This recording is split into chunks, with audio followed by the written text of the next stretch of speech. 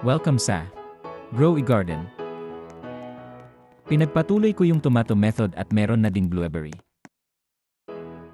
At kung makikita nyo, ay nakabili ako ng isang cauliflower. Dahil medyo nakakaangat-angat na tayo. Dahil off-cam guys, nagga-grind ako dito. So nga pala, alam ko na kung saan nakakabili ng sprinkler. At ito pala ang purpose ng orange tubby. Ang purpose niya is nag-a-add ng 1.5 times larger or size sa new fruit. So pinagpatuloy ko lang talaga yung tomato method at itong mga pinakita ko sa inyo, isa to mga grind na ginawa ko dito sa Grow Garden.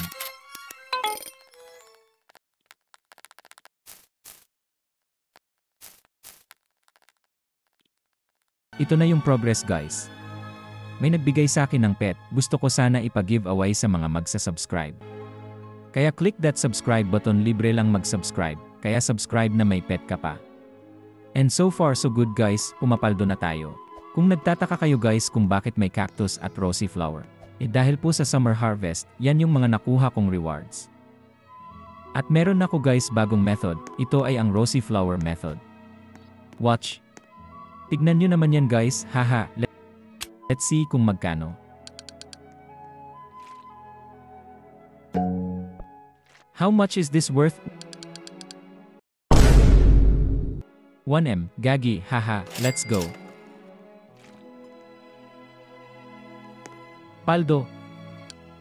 Another one.